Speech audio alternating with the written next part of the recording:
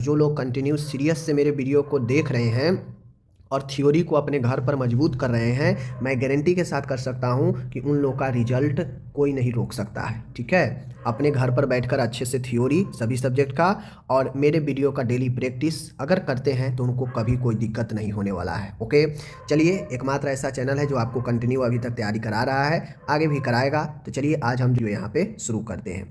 जितने भी एएनएम के आप लोग कैंडिडेट हैं सबको यहाँ पे स्वागत। चलिए शुरू करते हैं। पहला प्रश्न है, सबसे ज़्यादा पाई जाने वाली जो कॉन्जिनेंटल डिसऑर्डर होता है, जन्मजात जो समस्या होता है, वो कौन सा होता है? एएसडी होता है, या फिर वीएसडी होता है, ठीक है, या फिर पीडीए होता है, पीडीए, ठीक है, और टीजीए। आपको पीडीए का फुल फॉर्म बताना है, ठीक है, पेटेंट डक्टस आर्टेरियस, ठीक है ना। पीडीए का जो फुल फॉर्म है कमेंट कीजिए। एएसडी आपका, बीएसडी और टीजीए। तो राइट आंसर क्या होगा? सबसे ज़्यादा जो आपका ए, चूँकि आपका जो है, आप बताइए यह किससे संबंधित, यह सब के सब रोग है, आप कमेंट कीजिए। ओके, और दूसरी चीज़ें है कि सबसे ज़्यादा जो पाए जाने वाला जो जन्मजात विकृति है, जो जन्म से मौजूद होता है, इनमें कौन है जो सबसे ज़्यादा होता है? तो my dear, option number B, VSD जो होता है ventricular septal defected. Right answer option number B, ठीक है। दूसरा क्वेश्चन है, बच्चों में यदि मिल्ड डायरिया यानी जो डायरिया होता है मिल्ड कैटेगरी का है तो उसे हम लोग क्या देंगे? बच्चे में अगर मिल्ड मध्यम गति का अगर उसे डायरिया है, अतिसार है, तो उसे जो है हम लोग क्या देंगे? ठीक है, आईवी ड्रिप देंगे, एन ड्रिप और एंटीबायोटिक्स देंगे, एनडी ट्यूब, एनी ट्यूब, जो एनजी ट्यूब होता है एनजी ट्यूब फीडिंग देंगे, या ओआरएस का घोल देंगे, क्या देंगे? तो बच्चों में मिल्ड डायरिया हो तो डायरिया के लिए हम लोग जो है क्या करते हैं? ओआरएस का घोल देते हैं, आपको पता है, ठीक है। तीसरा क्वेश्चन है यहाँ पे, माता द्वारा बच्चों को जो इम्यूनिटी प्राप्त होता है वो क्या कहलाता है? अब आपको पता है कि माता से प्लेसेंटा जो होता है, प्लेसेंटा से भी बच्चों को मिलता है, साथ में बच्चा जब जन्म ले लेता है तो माँ के दूध से भी जो है इम्यूनिटी मिलता है बच्चे को। तो इनसे जो मिलने वाला इम्यूनिटी होता है किस प्रकार का होता है? आप लोग पढ़े होंगे, एक्टिव इम्यूनिटी, पैसिव इम्यूनिटी, ठीक है ना। तो आप लोग को बताना है, सक्रिय होता है यानी एक्टिव होता है, पैसिव निष्क्रिय, ए एंड बी यानी ए और ए दोनों होता है, या फिर कोई नहीं होता है। तो माय डियर, इसका राइट आंसर क्या होगा? तो माता से मिलने वाला जो इम्यूनिटी होता है वह निष्क्रिय होता है, ऑप्शन नंबर बी, ठीक है। आगे हम लोग बढ़ते हैं। चौथा क्वेश्चन है, ब्लाइंडनेस का सबसे अधिक कारण क्या होता है? जो अंधापन होता है, अंधापन का सबसे प्रमुख कारण क्या होता है? ठीक है, दर्द युक्त, ठीक है ना, दर्दमय त्रुटि। दर्दमय त्रुटि का मतलब होता है दिखने में समस्या होना और दर्द होना। ट्रेकोमा, मोतियाबिंद जिसे हम लोग कैटरेक्ट कहते हैं, और मधुमेह संबंधी रेटिनोपैथी। मधुमेह से जो रेटिना की क्षति होती है उसे मधुमेह से संबंधित रेटिनोपैथी कहते हैं। और ऐसे में ब्लाइंडनेस का सबसे अधिक जो कारण होता है इन ऑप्शन में, वह अपना ऑप्शन नंबर सी कैटरेक्ट होता है, आप लोग को पता है। पांचवा क्वेश्चन है, इन्फेंट मोर्टालिटी यानी शिशु मृत्यु का सबसे अधिक कारण क्या है? इनमें बताना है कि शिशु मृत्यु का सबसे अधिक कारण क्या है? समय से पहले जन्म, दस्त यानी डायरिया, ठीक है, उसके बाद यहाँ पे देख सकते हैं तीव्र श्वसन संक्रमण, और जन्म के समय कम वजन। माय डियर, मैं बता दूं, अगर ऑप्शन में आपको प्री मैच्योर नहीं रहे, प्री मैच्योर के जगह अगर श्वास अवरोध रहे, रिस्पायरेशन एस्फेक्सिया रहे, तो राइट आंसर अपना श्वास अवरोध यानी एस्फेक्सिया मारना है, ठीक है, मृत्यु का सबसे ज़्यादा कारण।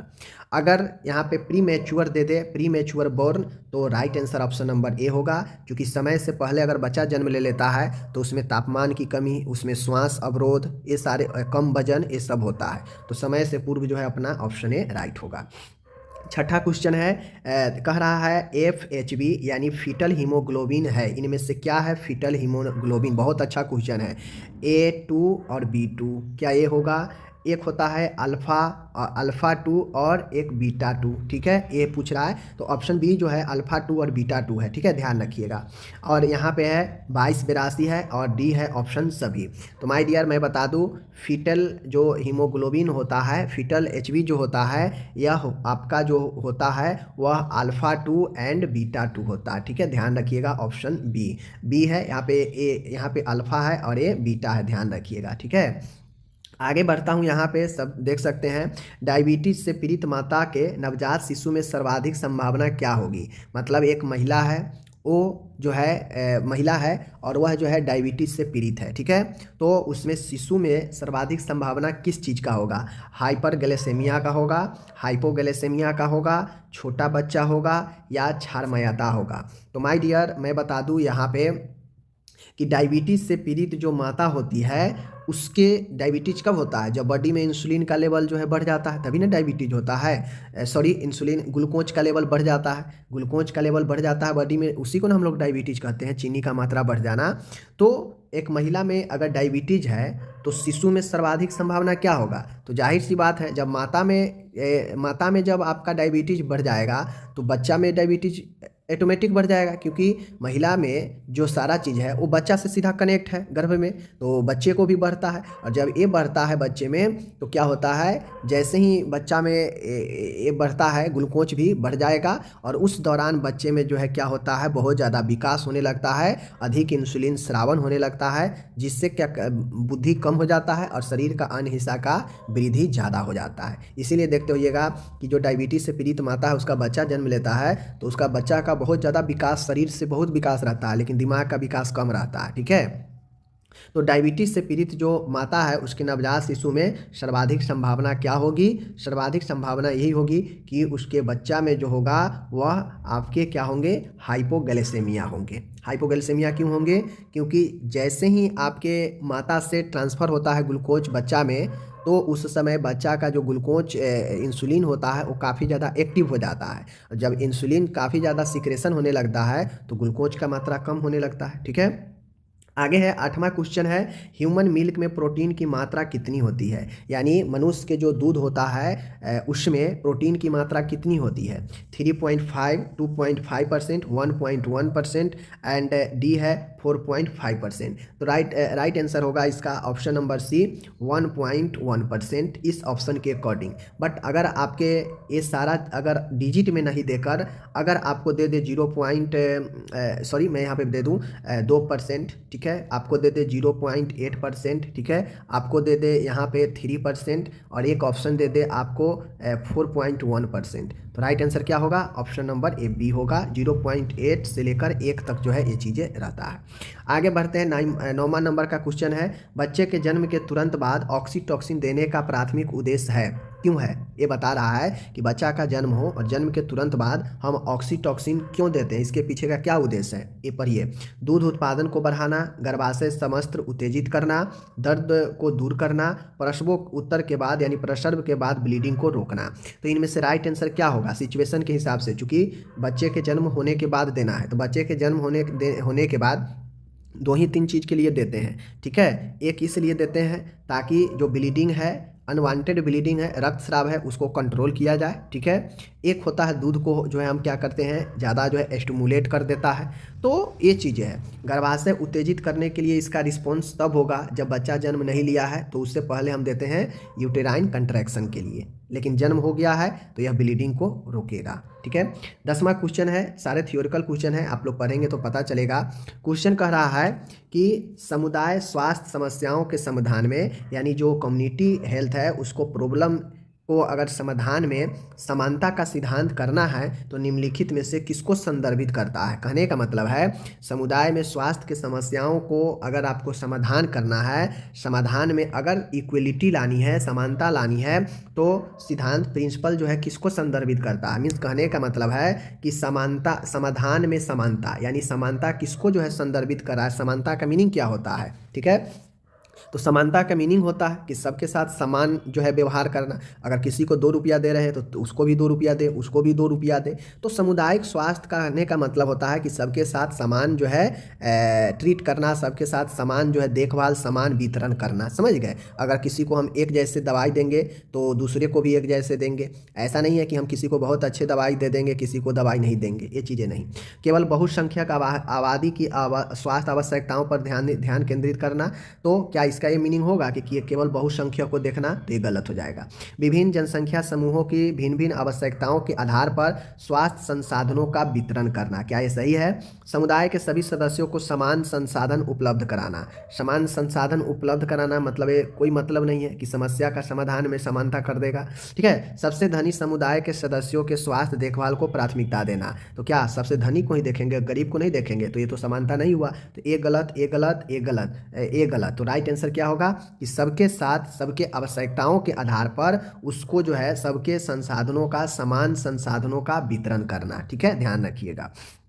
आगे है 11वां नंबर का क्वेश्चन है कि 50 वर्ष से अधिक उम्र की महिला के लिए निम्नलिखित में से कौन सी अनुशंसित स्वास्थ्य जांच है?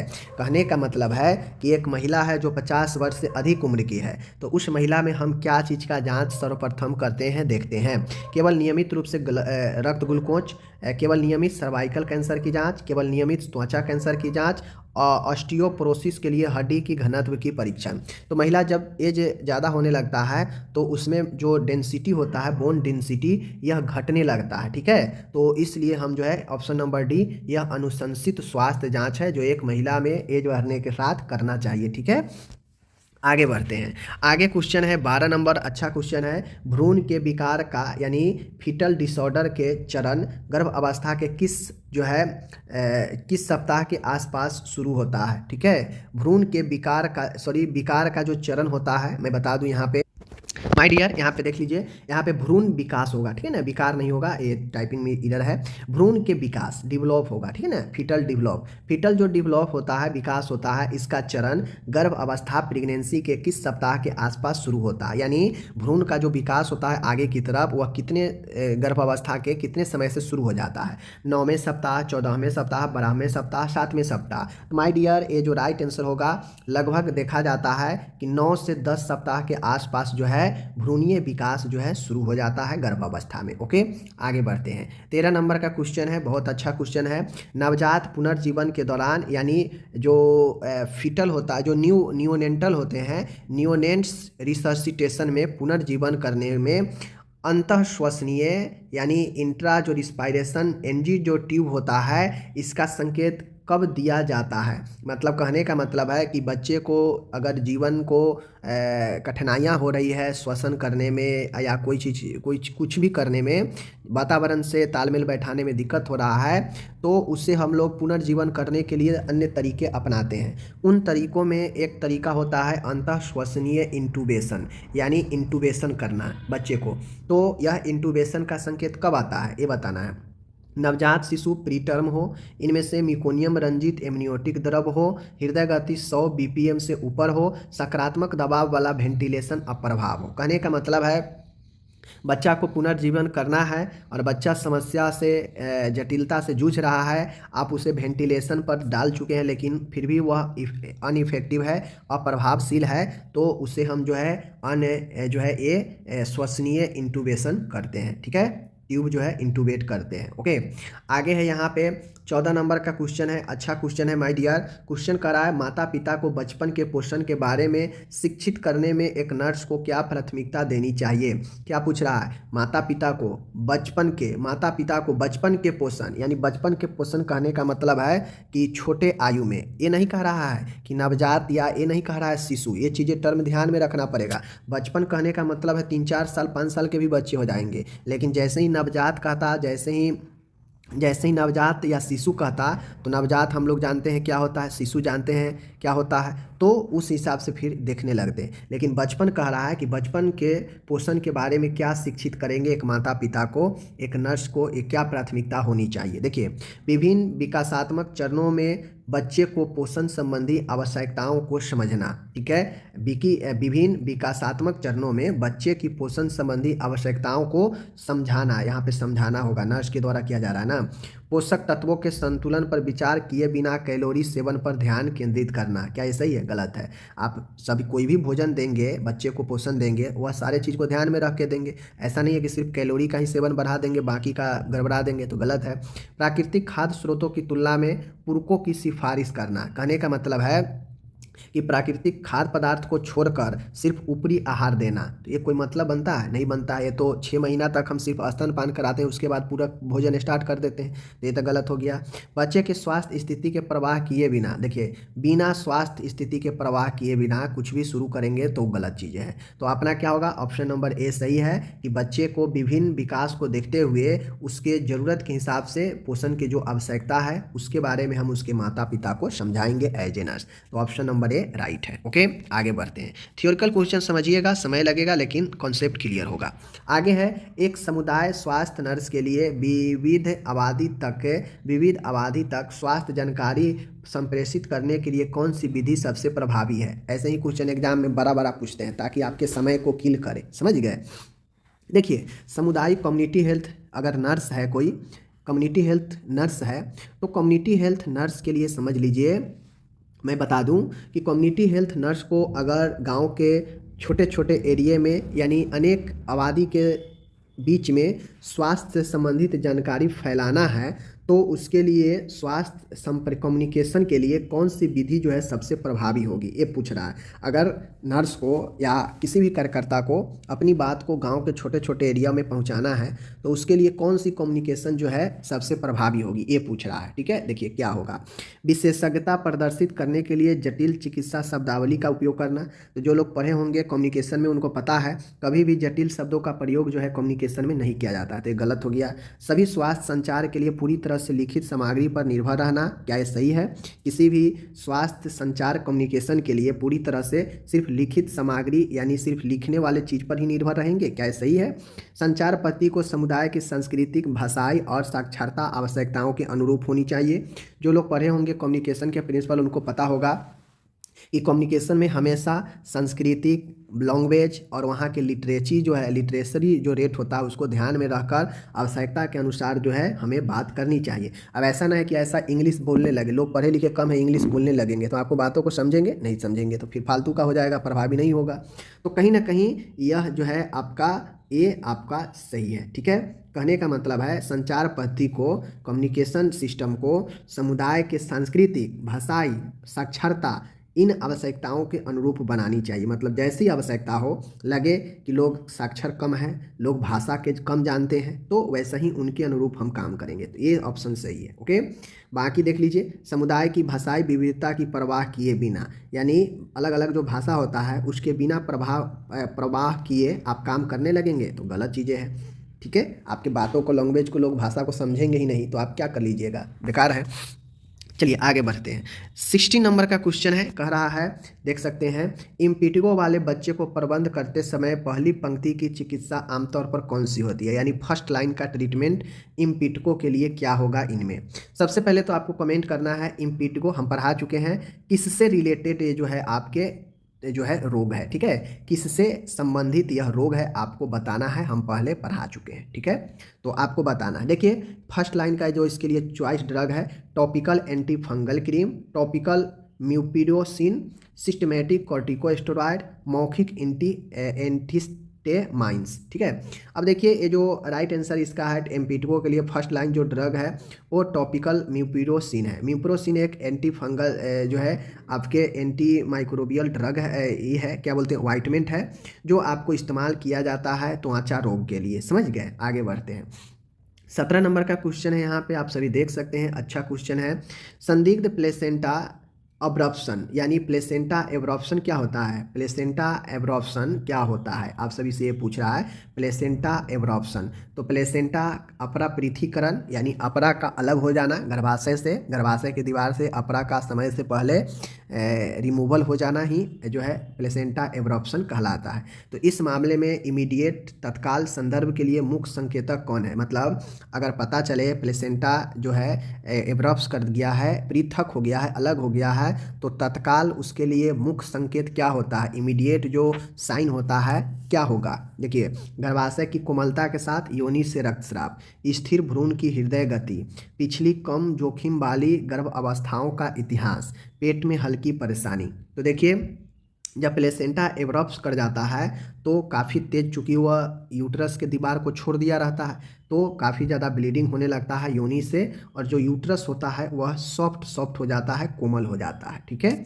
आगे हम लोग यहाँ पे बढ़ते हैं। 18 नंबर है सामुदायिक स्वास्थ्य नर्सिंग में स्वास्थ्य परामर्श का एक मूलभूत सिद्धांत क्या है। देखिए, ये सब थ्योरिकल क्वेश्चन है।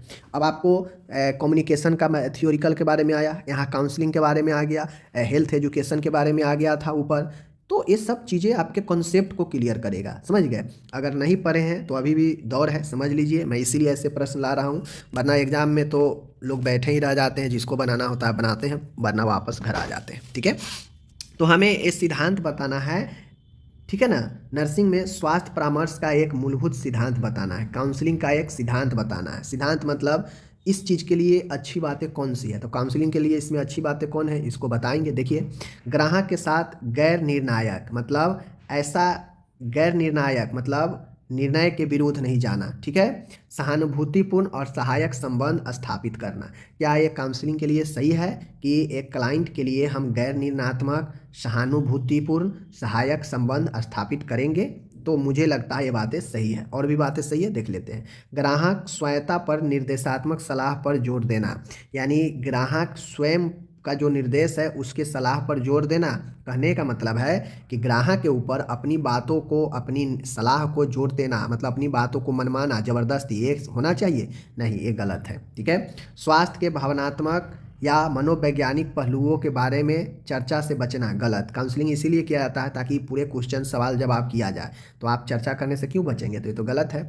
परामर्श सत्रों को केवल सूचनात्मक आदान प्रदान तक सीमित रखना, गलत। परामर्श सत्र जब चले, काउंसलिंग जब पीरियड चले, तो उसमें सिर्फ सूचना का आदान प्रदान क्यों, पूरे डिटेल जो है काउंसलिंग में चलता है। क्या समस्या है, क्या हो रहा है, कब से हो रहा है, आपको क्या डिमांड है, क्या करना चाहते हैं, टोटल जो है एकदम विस्तृत से जो है खुली चर्चा होती है, तो इसलिए ये भी गलत है। तो ऑप्शन नंबर ए सही है। यानी काउंसलिंग में गैर निर्णयात्मक, कोई ऐसा निर्णय नहीं लेंगे जो उसके विरुद्ध हो, ठीक है। सहानुभूतिपूर्ण और सहायक संबंध वाला होना चाहिए, तो ऑप्शन ए सही है। आगे बढ़ते हैं। 19 नंबर क्वेश्चन है, देख सकते हैं। टीकाकरण के बाद सुई चुभने से चोट लगने की स्थिति में पहला कदम निम्न में से क्या है। टीकाकरण हुआ, टीकाकरण के बाद सुई चुभने से आपको कोई जख्म आ जाता है, तो उस स्थिति में पहला कदम आपको क्या करना चाहिए, ठीक है। पहला कदम एंटीबायोटिक मलहम लगाना, क्षेत्र को साबुन और पानी से धोना, घाव को पट्टी से ढकना, खून निकलने के लिए घाव को तुरंत दबाना। तो देखिए, अगर आपको टीकाकरण के बाद सुई चुभने के जगह पर कोई जख्म वगैरह हो जाए, तो सबसे पहले आप उस क्षेत्र को सफाई कर दें, ठीक है, पानी और साबुन से उसे धो दे। ओके, पहला काम आपको यही करना चाहिए। आगे 20 क्वेश्चन है। टाइप बी उपकेंद्रों से प्रति माह कितनी डिलीवरी की उम्मीद की जाती है। जो टाइप बी प्रकार के उपकेंद्र, जो सब सेंटर होता है उपकेंद्र, प्रति माह जो है कितनी डिलीवरी की उम्मीद की जाती है। लगभग 20, 30 से अधिक, लगभग 15, 10 से कम। तो मैं यहाँ पे बता दूँ, लगभग उम्मीद तो की जाती है कि 20 तक भाई हो जाए, तो सही है, ऑप्शन ए राइट है। देख लीजिए, यहाँ पे थ्योरिकल क्वेश्चन मैं आपको दे रहा हूँ कि आयोनाइजिंग विकिरण नसबंदी के लिए प्रभावी है। क्यों प्रभावी है, क्यों प्रभावी है? क्योंकि यह मुक्त कण उत्पन्न करता है जो माइक्रोबियल डीएनए को नुकसान पहुंचाता है। क्या ये सही है? इसमें वस्तु का तापमान बढ़ जाता है। क्या ये सही है? कीटाणुनाशकों में रासायनिक प्रतिक्रिया को प्रेरित करता है। क्या ये सही है? या फिर माइक्रोबियल कोशिकाओं के वाष्पीकरण का कारण बनता है। इनमें क्या राइट होगा? आयोजेनाइक विकिरण जो स्टरलाइज को, देख लीजिए यहाँ पे, ये नसबंदी कहने का मतलब है कीटाणुनाशन, हिंदी में इसे नसबंदी कर दिया है, लेकिन ध्यान दीजिएगा यहाँ पे नसबंदी कहने का मतलब है स्टेरिलाइजेशन, स्टेरिलाइज यानी कीटाणुनाशन, ठीक है, कीटाणुनाशन होगा इसका हिंदी, ये नसबंदी नहीं होगा।